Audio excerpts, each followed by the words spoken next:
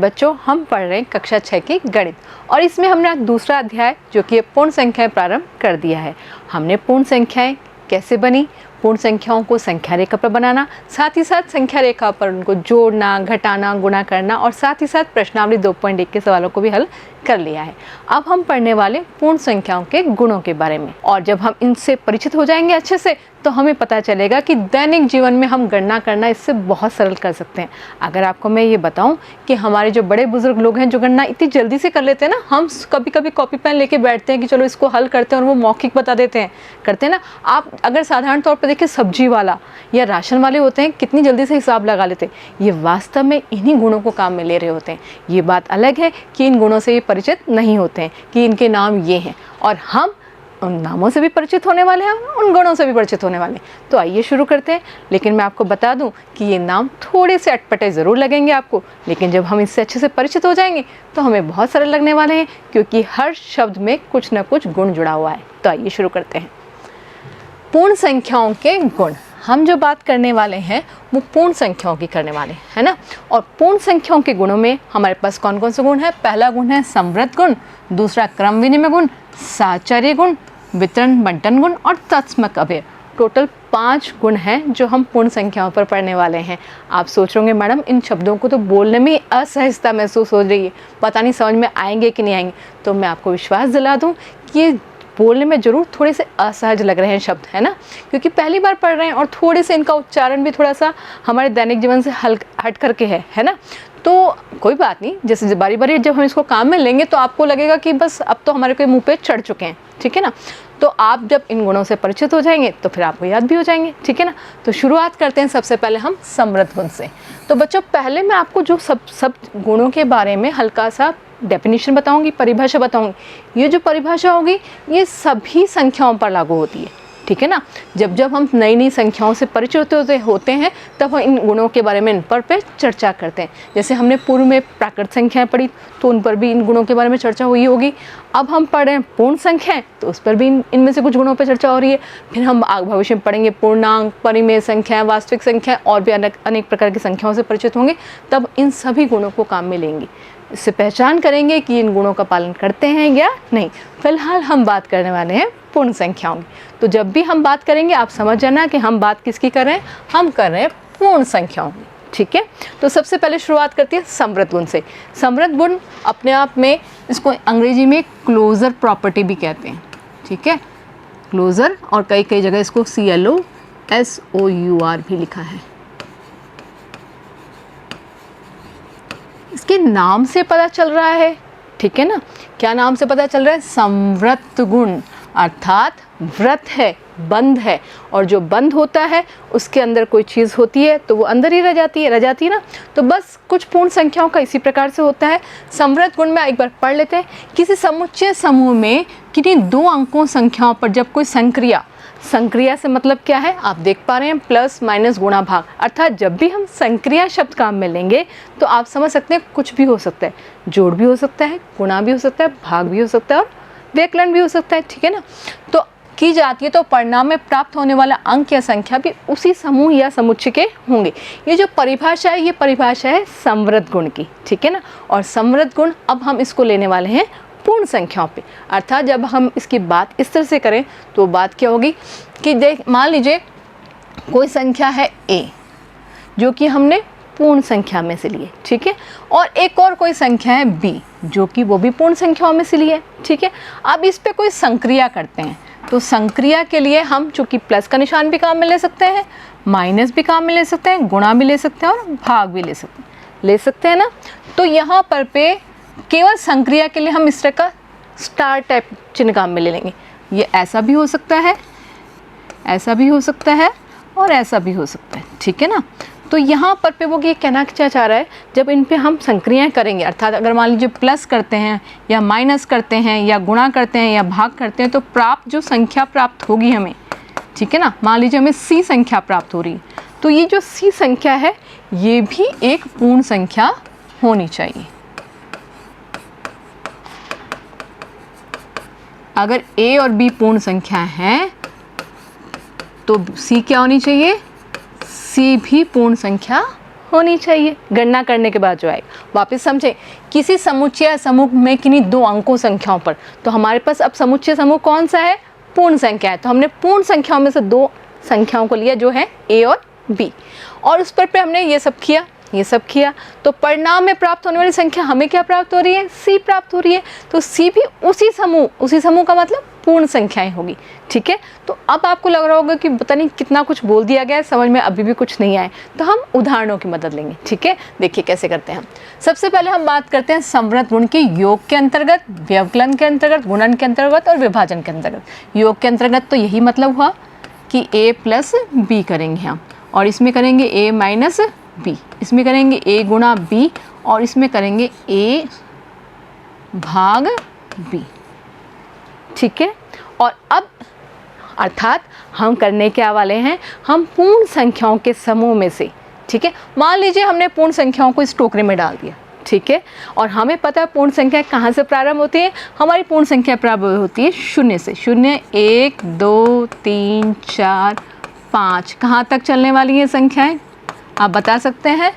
बिल्कुल, हमने पूर्व में चर्चा की है, ये अनंत तक चलने वाले, जिनकी कोई सीमा नहीं है। लेकिन एक बार के लिए मान लेते हैं हमने इस पूर्ण संख्या के समूह को पूरे को इस टोकरी में डाल दिया है। ठीक है, अब हम क्या करेंगे? इन संख्याओं को इनमें से निकालेंगे, बाहर नहीं निकालेंगे, यहीं रखेंगे।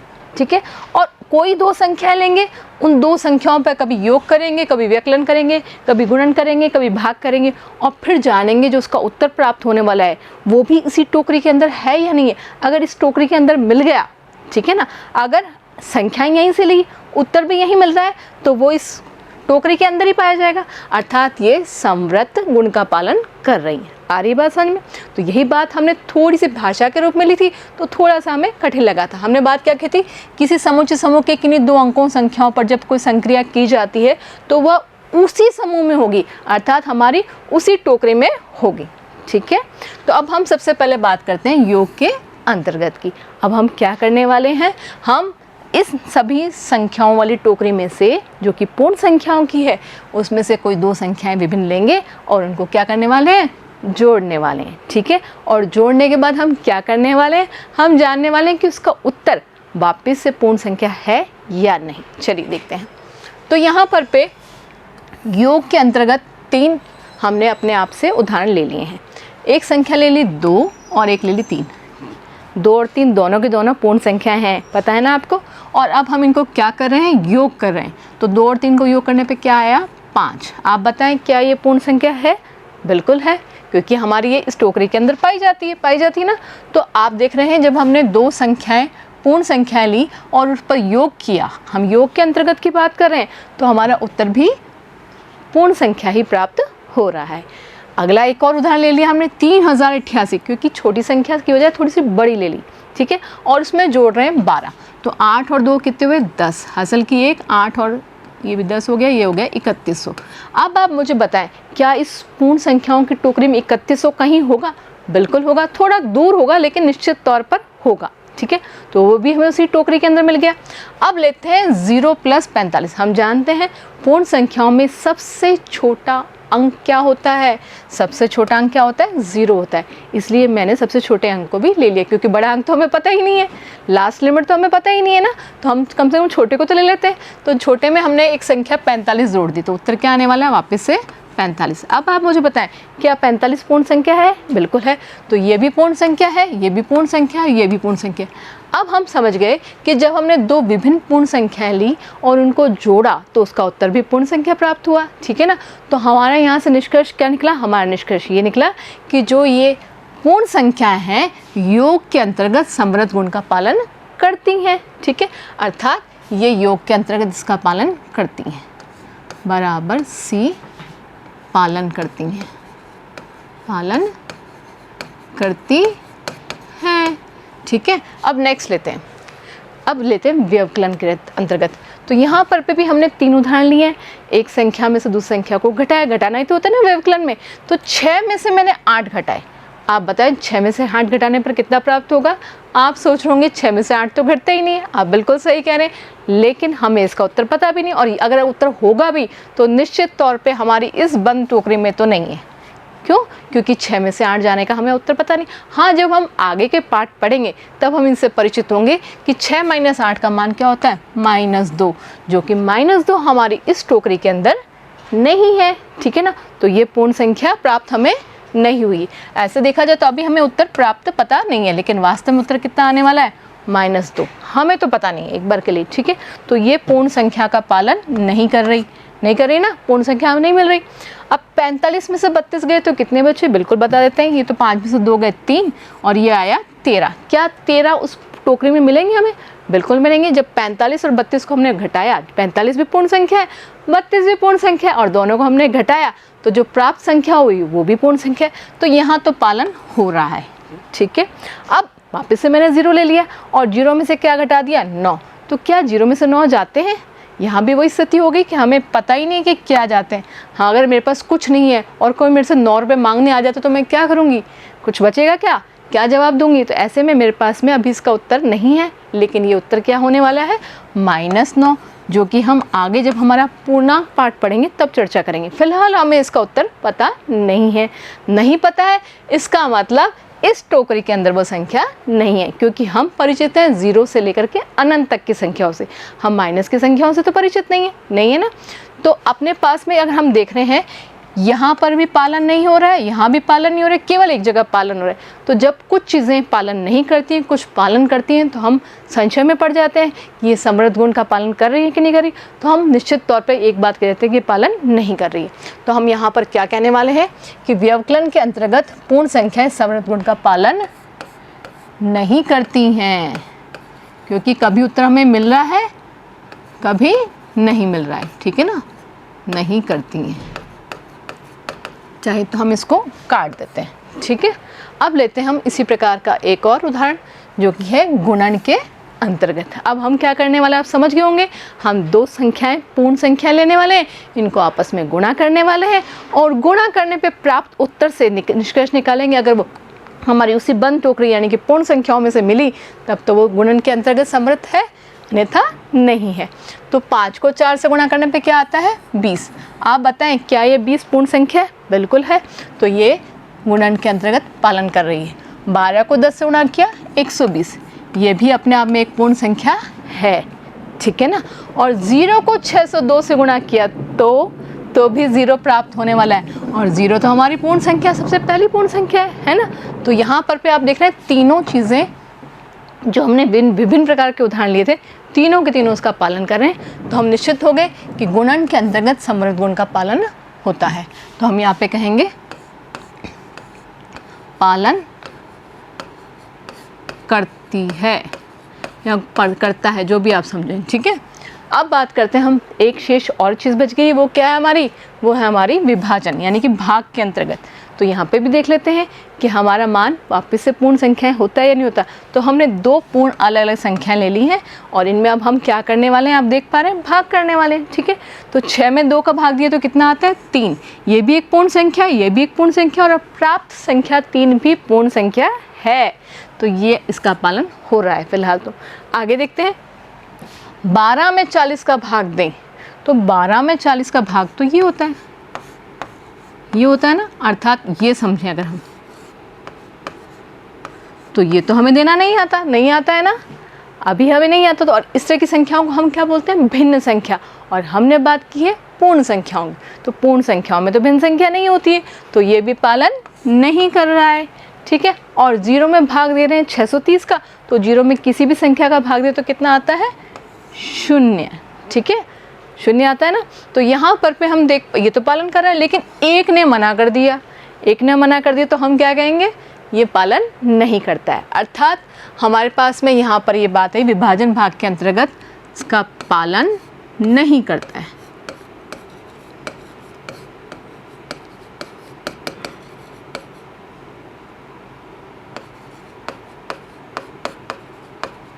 तो हमने देखा कि समृद्ध गुण के अंतर्गत जो पूर्ण संख्या है योग के अंतर्गत तो पालन करती हैं और गुणन के अंतर्गत पालन करती हैं।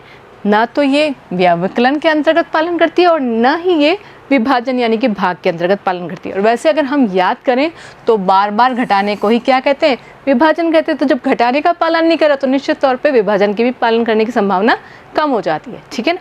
अब हम चलते हैं हमारे दूसरे गुण पर। याद है दूसरा गुण का क्या नाम था? तो दूसरे गुण का नाम था क्रम विनिमय गुण। वैसे देखा जाए तो ये नाम से ही पता चल रहा है, क्या पता चल रहा है हमें? नाम से पता चल रहा है क्रम बदलना, क्रम विनिमय, यानी कि जो आगे था वो पीछे चला गया, जो पीछे था वो आगे चला गया। आप देख पा रहे हैं यहाँ पर पे ये स्टार है, ठीक है।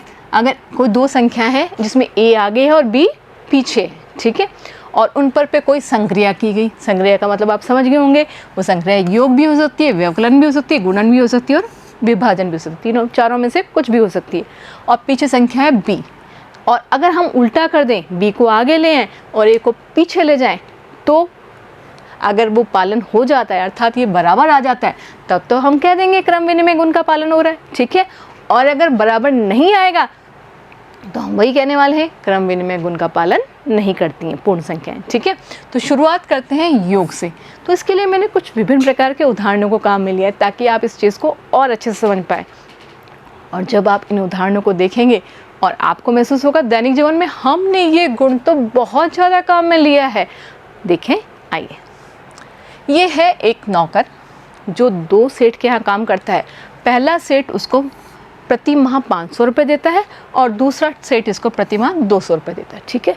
पहले बार जब ये पूरा महीना ख़त्म हो गया, पहले सेठ जी के पास गया तो इसको 500 रुपये मिल गए, ठीक है, अपने पूरे महीने भर की तनख्वाह। और फिर दूसरे सेठ जी के पास गया तो इसको 200 रुपये मिल गया। आप बता सकते हैं इसको कुल कितने रुपए मिले?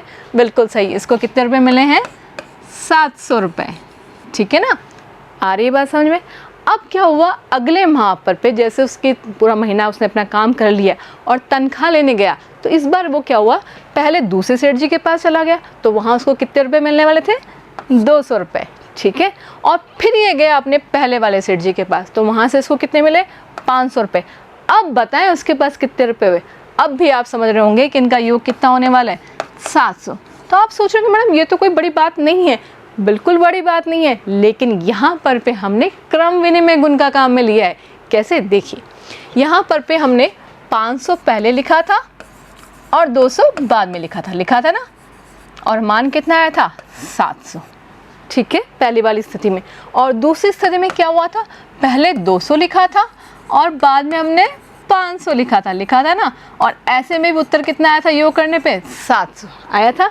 और अगर हम ध्यान से देखें तो यहाँ पर पे इनका क्रम बदल चुका है, अर्थात पहले 500 था फिर 200 था, अब उल्टा हो गया, 200 पहले था 500 बाद में था। क्या उत्तर में कोई फ़र्क आया? बिल्कुल नहीं आया। तो यहाँ से हम समझ गए कि योग के अंतर्गत क्या पूर्ण संख्याएं क्रम विनिमय गुण का पालन करती है, अर्थात हमें कभी भी पूर्ण संख्याओं को जोड़ना होगा तो हम उनका क्रम आगे पीछे बदल करके योग आराम से कर सकते हैं, ठीक है ना। और आपको बता दूं, हमारे जो बड़े बुजुर्ग हैं ये चीज़ बहुत काम में लेते हैं और इसीलिए उनकी गणनाएं सरल हो जाती हैं। देखिए, अब दूसरी बात करते हैं। योग की बात तो हमने कर ली, अब हम किसकी बात करने वाले हैं योग के बाद में? बिल्कुल व्यवकलन, जिसको हम घटाना कहते हैं ना, उसके बारे में बात करते हैं। तो यह है क्रम विनिमय गुण जो कि है व्यवकलन के अंतर्गत, ठीक है। आप देख पा रहे हैं, ध्यान आपका पीछे ही होगा निश्चित तौर पे। दो पिक्चर्स हैं, इसमें क्या है, ये दो भाई बहन हैं, ठीक है। ये जो बहन है अपने स्कूल के लिए चंदा इकट्ठा कर रही है, ठीक है, और ये गई है अपने पिताजी के पास चंदा लेने के लिए। तो इसने अपने पिताजी से कितने रुपए मांगे? 200 रुपये। और पिताजी के पास उनके पर्स में थे 500 रुपये। तो पिताजी ने 500 में से 200 रुपये दे दिए। अब आप बताएं पिताजी के पास कितने रुपए बचे होंगे? बिल्कुल, पिताजी के पास रुपए बचे हैं 300 रुपये। घटाना तो हमें आता है ना। और अब यहाँ हुआ उल्टा, यहाँ पर पे ये महाशय जो कि हैं पिंटू महाशय अपने माताजी से पैसे लेने गए, लेकिन यहाँ पर भी ये चाहते हैं इम्प्रेशन जमाना कि मेरे स्कूल वालों को पता चले मैं अपनी मम्मी से बहुत सारा डोनेशन लेके आया हूँ, ठीक है ना, चंदा जिसको कहते हैं। तो इसने मम्मी से कितने रुपए मांग लिए? 500 रुपये, जबकि मम्मी के पर्स में कितने थे? 200 रुपये। तो क्या 200 रुपये पर्स में होने पे 500 रुपये दिए जा सकते हैं क्या? नहीं दिए जा सकते ना। ऐसे में तो फिर वो यही कहेगा 300 रुपये उधार रहे, ऐसा कहेगा ना, बिल्कुल। तो यहाँ पर पे वैसे देखा जाए तो 200 में से 500 नहीं जाते हैं, लेकिन फिर वही बात जैसे हम पूर्व में कर चुके हैं कि अगर छोटी संख्या में से हम बड़ी संख्या घटाते हैं तो इसके बारे में हम चर्चा करने वाले हैं पूर्णांक में, जो कि उत्तर आने वाला है -300, अर्थात 300 उधार रहे, ठीक है ना। और यहाँ पे 300 तो जेब में रह रहे हैं। तो क्या ये दोनों बातें आपको समान लग रही हैं? नहीं लग रही ना। और अगर आप ध्यान से देखें तो यहाँ पर पे भी क्या हुआ है, क्रम बदला गया है। 500 में से 200 घटाए और यहाँ 200 में से 500 घटाए। पूर्व में भी हमने क्या किया था, अगर आप ध्यान दें, 500 में 200 जोड़े थे और 200 में 500 जोड़े थे, क्रम बदला था ना, और कोई अंतर नहीं आया, तो दोनों 700 थे। लेकिन अब क्या हो रहा है, ये तो हो रहे हैं 300 और ये हो रहे हैं -300, यानी कि उधार रहे, ठीक है ना। तो दोनों स्थिति तो बराबर नहीं है ना, तो ऐसे में ये बराबर नहीं है। तो हम समझ गए कि व्यवकलन के अंतर्गत क्रम विनिमय गुण का पालन पूर्ण संख्याएं नहीं करती, ठीक है, याद रहेगा ना। तो हम यहाँ पर पे इसको नोट डाउन कर देते हैं, क्या कि योग के अंतर्गत तो पालन करती हैं और व्यवकलन के अंतर्गत पालन नहीं करती, ठीक है। चलते हैं अब हम अगले किस पे, गुणन के अंतर्गत। और यहाँ भी मैंने आपके लिए बहुत रुचिकर स्लाइड्स को काम में लिया है। देखिए, गुणन के अंतर्गत यहाँ पे भी क्रम विनिमय की बात हो रही है, अर्थात हम क्रम बदलेंगे। तो आप देख पा रहे हैं यहाँ पर पे ये कोई 2 बक्से हैं। पहले बक्से के अंदर कितनी गेंदें हैं, 3, और दूसरे बक्से के अंदर भी कितनी गेंदें हैं, 3। तो 3-3 गेंदों वाले हमारे पास कितने बक्से हैं, 2। 3-3 गेंदों वाले कितने बक्से हैं, 2। तो इनमें टोटल गेंदें कितनी होने वाली हैं, 6। बिल्कुल सही, आ रही है बात समझ में। और अब स्थिति बदल गई है। अब क्या है, पहले तो एक बक्से में कितनी गेंदें थी, 3, और यहाँ पर पे आप देख पा रहे हैं प्रत्येक बक्से के अंदर कितनी कितनी गेंदें हैं, 2-2। लेकिन ये बक्से कितने हैं, 3 हैं। तो यहाँ पर पे 2-2 बक्स गेंदे वाले कितने बक्से हैं, 3 हैं। तो परंतु ये कुल गेंदें कितनी होने वाली, ये भी 6 होने वाली, बिल्कुल होने वाली है ना। हम देख पा रहे हैं 1 2 3 4 5 6। तो ये और ये दोनों मान तो बिल्कुल बराबर हैं। और यहाँ पर अगर हम ध्यान से देखें तो यहाँ पर भी संख्याओं का क्रम बदल दिया है। 2 को 3 से गुणा किया है और यहाँ पर 3 को 2 से गुणा किया, आगे पीछे कर दिया, लेकिन उत्तर में कोई परिवर्तन नहीं आया। तो हम समझ गए कि हमारी जो पूर्ण संख्याएं, बात पूर्ण संख्याओं की हो रही है ना, क्योंकि 2 भी पूर्ण संख्या और 3 भी पूर्ण संख्या है। तो पूर्ण संख्याएं क्रम विनिमय गुण का पालन गुणन के अंतर्गत करती हैं। तो इसको भी हम नोट डाउन कर लेते हैं। यहाँ पर हम कर देंगे गुणन के अंतर्गत पालन करती हैं, याद रहेगा ना। तो चलते हैं आगे। अब हमारा बचा है विभाजन। तो विभाजन के लिए भी हमने ये एक उदाहरण काम में लिया है। अब यहाँ पर मैं आपको एक फिर से छोटी सी एक कहानी के माध्यम से बताती हूँ। सोनू अपने दादा दादी के साथ में उनके गांव में रह रहा है, ठीक है। और सोनू के दादा दादी का एक फलों का बहुत बड़ा बगीचा है जिसमें खूब सारे सेब लगे हुए हैं एक पेड़ पर, ठीक है। जब ये तीनों खाने बैठे तो इनके पास कुल कितने फल थे, सेब थे 6। तो 6 सेबों को कितने जनों में बांटा गया, 3 जनों में बांटा गया। आप बता सकते हैं दादी को, दादा को और सोनू को कितने कितने फल मिले होंगे। बिल्कुल दोनों सबको 2-2 फल मिले होंगे। देख पा रहे हैं ना आप, 2-2 6 को 3 से डिवाइड करने पे कितना आता है, 2, अर्थात प्रत्येक को 2-2 फल मिलने वाले हैं। अब क्या हुआ, अब कुछ दिनों बाद में उसके सोनू के मम्मी पापा उसकी बहन के, छोटी बहन के साथ भी वहाँ पर रहने के लिए आ गए। और उस दिन जब बगीचे में से पेड़ से फल तोड़ के लाए गए तो केवल कितने फल मिले, 3, और खाने वाले कितने हो गए थे, 6 जने हो गए थे। तो जब 3 में 6 का भाग दिया, क्या 3 को 6 में बांटा जा सकता है, बिल्कुल बांटा जा सकता है। हमें पता है 3 को जब 6 में बांटा जाता है तो हमारा उत्तर कितना आता है, आधा हो जाता है ना। तो आप देख पा रहे हैं एक सेब के कितने टुकड़े हो गए, 2 टुकड़े हो गए ना। तो दादी को भी आधा मिला और दादा को भी आधा मिला और सोनू को भी आधा मिला और यहाँ पर मम्मी पापा और छोटी बहन को भी आधा आधा मिला।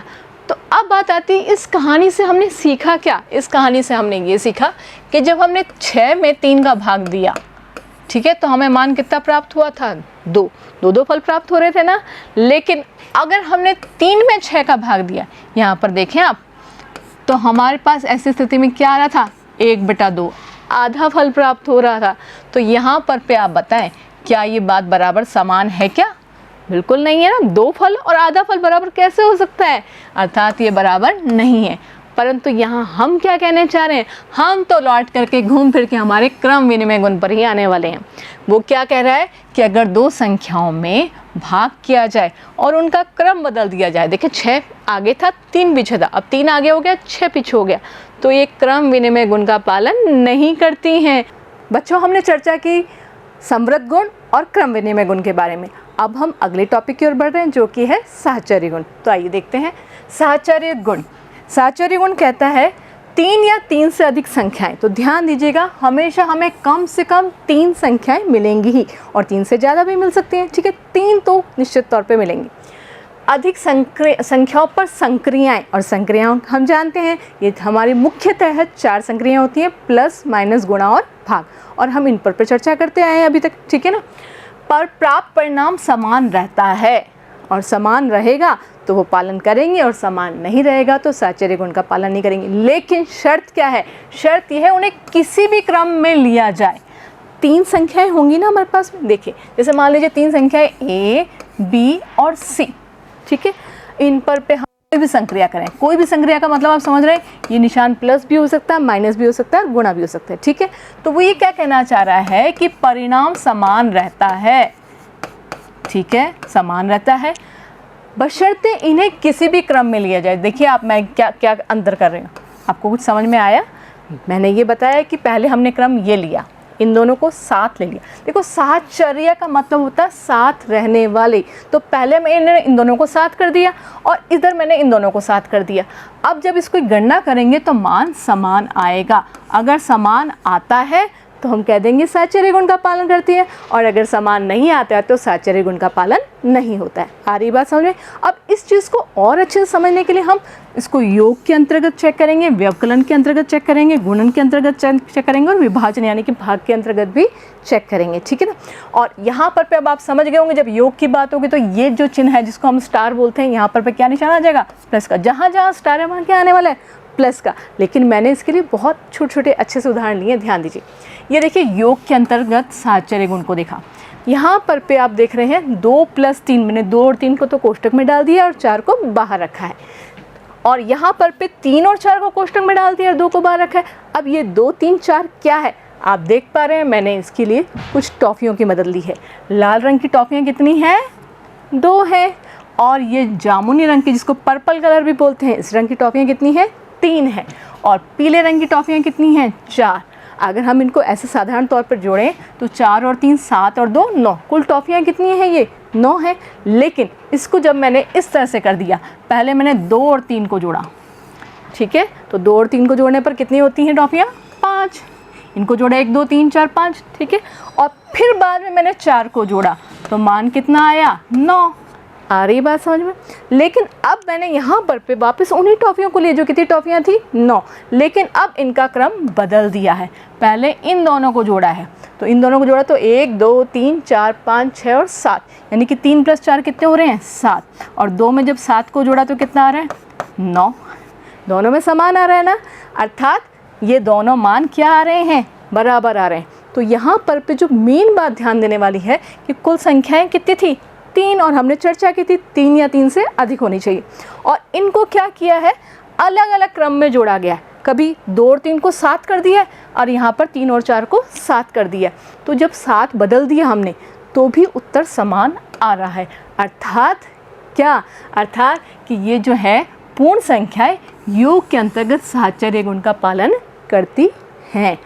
अब आप याद रखिएगा कि हम अगर संख्या 3 या 3 से ज़्यादा है तो किसी 2 को पहले जिसको कोष्टक में डाल देंगे पहले उसको प्राथमिकता देंगे। कोष्टकों के बारे में तो हमने चर्चा की थी ना, तो जिसको कोष्टक में डाल देंगे उसको पहले हल करेंगे और फिर बाद वाली संख्या से उसको हल करेंगे, ठीक है ना।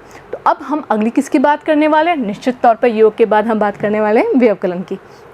तो आइए देखते हैं व्यवकलन के अंतर्गत मैंने कुछ उदाहरण लिए हैं। आप देख रहे हैं 10 5 2 3 संख्याएँ लिए हैं, ठीक है, और 10 में से 5 को घटाया और 2 को घटाया, और यहाँ पे वापस से वही है। कोष्टक में कौन कौन सी संख्याएं थी? 5 और 2, और अब क्रम बदल दिया, 10 और 5 को साथ रख लिया और 2 को बाहर रख दिया। तो इसको हल करते हैं। 10 माइनस, पहले हम कोष्टक के अंदर वाली संख्या को हल करेंगे। 5 में से 2 गए, कितने बचे? 3, और 10 में से 3 गए, कितने बचे? 7। समझ में आ रहा है ना। और अब हमने चूँकि कोष्टक बदल दिया है तो 10 में से अब कितने जा रहे हैं? 5, तो कितने बचने वाले हैं? 5, और 5 में से कितने घटा रहे हैं? 2, तो मान कितना आ रहा है? 3। यहाँ पर पे जब हमने कोष्टक में 5 और 2 को लिया तो मान आया 7, और जब कोष्टक इधर बदल दिया यानी कि 10 और 5 के पास ले आए यानी कि इधर साहचर्य कर दिया तो मान कितना आ रहा है 3। क्या ये दोनों मान बराबर आ रहे हैं? क्या ये दोनों मान बराबर नहीं आ रहे हैं। अर्थात हमारी पूर्ण संख्याएं साहचर्य गुण का पालन व्यवकलन के अंतर्गत नहीं करती हैं। अर्थात जब भी घटाना होगा तो हम ऐसा नहीं कर सकते कि पहले इनको घटा लें और उसके बाद में घटा लें, नहीं, हमें केवल ये साहचर्य गुण, अभी तक की चर्चा से यही समझ में आया है कि योग पर पालन करती है। अब इसको चेक करते हैं गुणा पर पालन करती है या नहीं, और भाग पर भी तो चेक करना है। तो सबसे पहले गुणन की बात करते हैं। आप देख पा रहे हैं यहाँ पर पे मैंने कुछ बक्सों की बदल ली है। ये बक्से कितने हैं? अगर ध्यान से देखें तो 1 2 3 4 बक्से हैं। और कितने हैं ये? एक बक्से 2 बार आ रहे हैं, 4 बक्से 2 बार आ रहे हैं, ठीक है। और ऐसे बक्से कितने हैं? टोटल 3 है, ठीक है ना। तो 2 × 4 × 3। अब आप देख रहे हैं कोष्टक बनता जा रहा है हमारा कि पहले ये वाला जो बक्सा है ये किसको निरूपित कर रहा है? ये बता रहा है 2 × 4 को। अर्थात टोटल कितने हैं ये? 1 2 3 4 5 6 7 और 8। देख पा रहे हैं ना आप? ये 8 है। और ऐसे 8 बक्से कितने हैं हमारे पास में? टोटल 3। अर्थात कितने होने वाले हैं ये? 24, ठीक है। अब इधर की बात करते हैं। अब यहाँ आप देख पा रहे हैं 4 × 3 है। अर्थात ये कितने बक्से हैं? 1 2 3 4। और यहाँ पर पे इसका मान कितना है? 1 2 और 3 है ना। तो यहाँ पे 4, ये 4 और 4 ये 12, तो यही हो गए। और ऐसे कितने बक्से हैं हमारे पास में? 2। तो ये 12 × 2, इसका मान भी कितना आ रहा है? 24 आ रहा है, समान आ रहा है। अब हम इसकी बात करते हैं साहचर्य गुण से। तो अगर आप ध्यान से देखें तो यहाँ पर पे हमने मोटे तौर पे 3 संख्याएं काम मिली है, 2 4 और 3। 2 4 और 3। पहले हमने क्या किया? 2 और 4 को कोष्टक में डाला, 3 को बाहर रखा, ठीक है। और फिर अगली बार में हमने इन्हीं 2 4 3 में 4 और 3 को कोष्टक में डाला और 2 को बाहर रखा। यही किया ना हमने? किया ना। और ऐसे में मान क्या आ रहा है? दोनों का बराबर आ रहा है ना। और बराबर आ रहा है तो हम समझ गए कि साहचर्य गुण गुणन के अंतर्गत पूर्ण संख्याओं में लागू होता है, ठीक है ना। तो हमारा ये जो साहचर्य गुण है किस पे जो है किस पे लागू हो रहा है? योग के अंतर्गत लागू हो रहा है, गुणन के अंतर्गत लागू हो रहा है। और अगर हम पूर्व में याद करें तो हमारा संवृत गुण भी और साहचर्य गुण भी, क्रम विनिमय गुण भी, अर्थात तीनों गुण योग और गुणन पे तो लागू हो रहे हैं, व्यवकलन और भाग पर लागू नहीं हो रहे। अब देखते हैं कि ये लागू होता है कि नहीं होता। देखते हैं विभाजन के अंतर्गत। वापस से हम साहचर्य गुण को चेक करें तो यहाँ पर पे मैंने 3 संख्या ली है। कौन कौन सी? 24, 4 और 2। देख पा रहे हैं आप? 2 बार लिए। बस यहाँ क्या किए? कोष्टकों को बदल दिया, यानी कि इनके साथ को बदल दिया।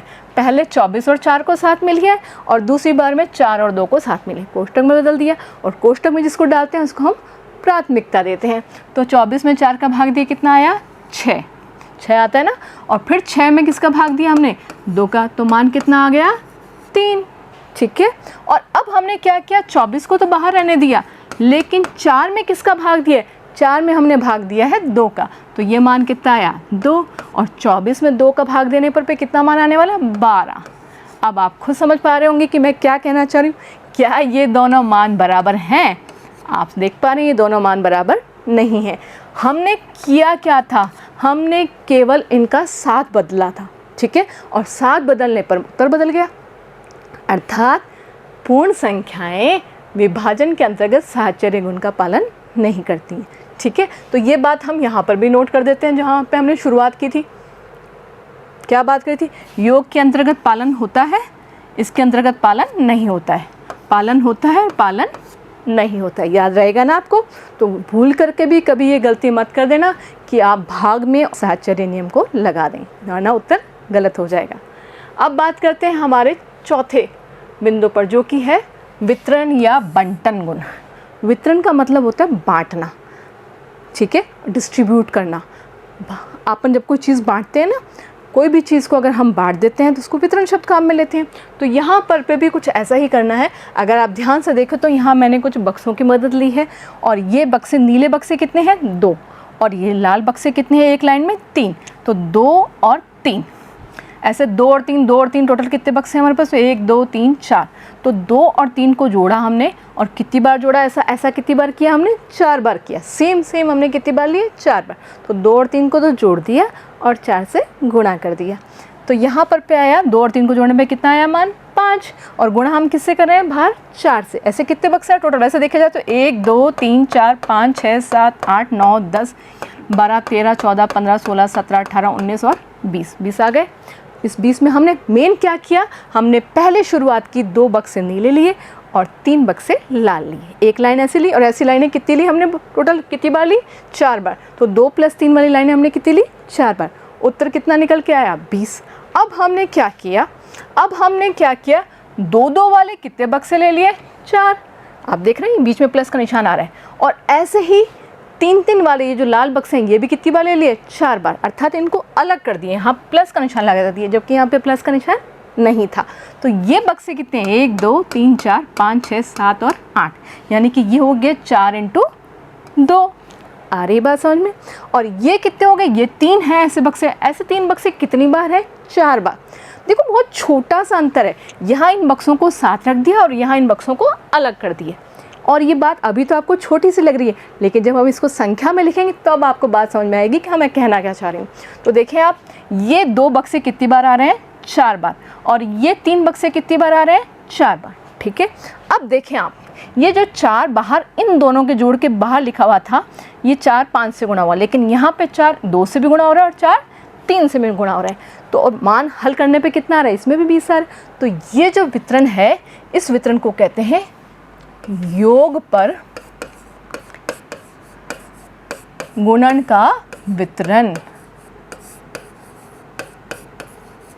अब बात आ रही है, वितरण तो समझ में आ गया, बांटना, पर ये योग पर गुणन का क्या मतलब है। तो आप ध्यान दें, यहाँ पर पे कोष्टक के बीच में कौन सा निशान था, योग का था, और इसके बाहर निशान किसका है, गुणा का। तो जब भी कभी ऐसा होगा कि कोष्टक के अंदर वाली संख्याओं पर योग हो और बाहर वाली संख्या उसके साथ गुणा हो रही हो, और फिर उत्तर में आपके पास में ऐसा हो जाता है कि बाहर वाली संख्या उन दोनों से अलग अलग गुणा होती है। देख रहे हैं आप, 4 2 से गुणा हो रही है और 4 3 से गुणा हो रही है ना। और फिर इसको हमने जोड़ दिया। जोड़ा क्यों, क्योंकि यहाँ पर निशान क्या था प्लस का, और ये निशान वापस रिपीट हो जाएगा। मान लीजिए ये निशान माइनस का हो जाता है तो भी हम समझ गए क्या होगा। अगर ये ऐसा हो जाता है, a को गुणा करें b - c से, तो हमारा मान आएगा a × b और a × c। ध्यान दें, ये दोनों के पास जा रहा है, दोनों पे वितरित हो रहा है, लेकिन इसी निशान के साथ। अर्थात अब ये निशान हो जाएगा किस पर, व्यवकलन पर गुणन का वितरण। ये व्यवकलन हो रहा है और व्यवकलन पर गुणन का वितरण, ठीक है ना। तो इस तरह के सवाल हम बेटा उदाहरणों में खूब कर चुके हैं, पूर्व में पहले पार्ट में भी आपको याद होगा, नहीं तो उन उदाहरणों को आप दोबारा देख सकते हैं। ठीक है, तो यहाँ पर, और ये वाला वितरण नियम तो बहुत काम आने वाला है, इसको आप अच्छे से समझिएगा। मेन बात यही ध्यान रखना कि अगर a गुणा हो रहा है b + c से, यहाँ पर पे b और c 2 अलग अलग संख्या जो कोष्टक के अंदर बंद है, और दोनों से एक संख्या गुणा हो रही है, तो ये दोनों से गुणा होगा, a × b और a × c, और यहाँ पर जो निशान है वो निशान इन दोनों के बीच में आएगा। ठीक है, तो याद रखिएगा ये कौन सा नियम है, ये है योग पर गुणन का वितरण नियम। अब हम अंतिम जो नियम है हमारा तत्समक, उसके बारे में चर्चा कर लेते हैं। तत्समक कहते हैं इसको, तत्समक अवयव भी कहते हैं। इन तीनों में तत्समक का जो मतलब है वो ये है कि वह विशेष अंक या संख्या जिसे किसी दूसरे अंक या संख्या में संक्रिया करने पर भी, और संक्रिया तो हम जानते हैं जोड़ बाकी गुणा भाग होता है, तो कोई भी परिवर्तन नहीं होता है। तो ऐसी संख्याएं कौन सी हैं, अगर हम वो संख्या पहचान जाते हैं तो हम समझ जाएंगे कि ये तत्समक का कार्य कर रही हैं। तो देखें आप, मैंने तत्समक अवयव के लिए, जिसको तत्समक अवयव भी बोलते हैं, तत्समक भी कहते हैं, योग के लिए इसको योज्य तत्समक नाम दिया जाता है। योग की बात हो रही तो योज्य होगा, और गुणा की बात हो रही तो इसको क्या कह देंगे, गुणात्मक तत्समक। काम दोनों का एक ही है, अर्थात जोड़ने पर, यहाँ पर हमने बात किसकी की, संक्रिया में जोड़ने की बात। तो दूसरे अंक में अगर हम जोड़ें, किसी एक अंक में दूसरे अंक को जोड़ें, एक में किसी दूसरे अंक को जोड़ें, तो अंक में कोई परिवर्तन नहीं होता, यानी कि सेम आ जाए यहाँ बात। तो ये b क्या कहलाएगा, b कहलाएगा तत्समक। ठीक है, और अगर हम बात करें गुणा की, तो a को किससे गुणा करें, मान लीजिए हमने b से गुणा किया और वापस a मिल रहा है, यानी कि ये जो है b, ये b क्या कहलाएगा, ऐसे में वो भी तत्समक कहलाएगा, लेकिन कौन सा, गुणात्मक तत्समक। ठीक है, तो यहाँ पर पे वही बात हो रही है। अब आप देख पा रहे हैं साथ में किसको जोड़ें कि साथ आ जाए। सोचिए, मेरे पास 7 फूल हैं और मुझे किसी ने और कुछ फूल ला के दिए और वापस से 7 के साथ है, तो आप बता सकते हैं मेरे पास मुझे दूसरे व्यक्ति ने कितने फूल ला के दिए? बिल्कुल, मुझे कुछ भी फूल ला के नहीं दिया, अर्थात 0 ला के दिया। तो 7 में मैंने क्या जोड़ा कि कोई फ़र्क नहीं पड़ा? 0, ठीक है। और 5 में क्या जोड़े कि वापस 5 प्राप्त हो जाए? तो ये भी उत्तर 0 है। सेम बात 15 में क्या जोड़े कि 15 प्राप्त हो जाए? तो यहाँ पे भी उत्तर क्या होने वाला है? 0। और 26 में क्या जोड़ें कि वापस 26 मिल जाए? 0। तो आप देख पा रहे हैं कि यहाँ पर पे क्या संख्या जोड़ने पे कोई परिवर्तन नहीं हो रहा है? 0। तो आप समझ गए होंगे कि योज्य तत्समक कौन है? 0 है, ठीक है। 0 को चाहे पीछे जोड़ा जाए चाहे आगे जोड़ा जाए, हमेशा उसके मान में कोई परिवर्तन नहीं करता। और हम यही बात कर रहे थे कि अंक में कोई परिवर्तन नहीं होता है, ठीक है ना। अब बात करते हैं गुणा की। तो 3 को किससे गुणा किया जाए कि 3 मिल जाए? तो आप समझ रहे होंगे 3 को किससे गुणा किया जाए? शुरुआत 3 एकम 3, तो 1 से गुणा करने पर। ऐसे 15 को किससे गुणा करें? तो 15 एकम 15। और 6 को किससे गुणा किया जाए कि वापस से 6 आ जाए? अब तो आप समझ ही गए होंगे कि इन दोनों के मान क्या होने वाले हैं? 1 और 11 से भी 1। तो यहाँ पर हमने देखा कि 0 जोड़ने पर मान में कोई परिवर्तन नहीं आ रहा, वही संख्याएं आ रही हैं। और 1 से गुणा करने पर मान में कोई परिवर्तन नहीं आ रहा है। तो यहाँ पर हमारा गुणात्मक तत्समक अवयव कौन हो गया? 1। तो आप समझ गए होंगे कि योज्य तत्समक 0 है और गुणात्मक तत्समक हमारा 1 है। तो हम अब फिलहाल हमने सभी गुणों के बारे में चर्चा कर ली है। अब हम इन्हीं गुणों पर आधारित विभिन्न प्रकार के सवाल और उदाहरणों को करेंगे ताकि हम इनसे और अच्छे से परिचित हो जाएं। तो मिलते हैं नए वीडियो में नए उदाहरणों और प्रश्नों के साथ। जुड़े रहिए। धन्यवाद।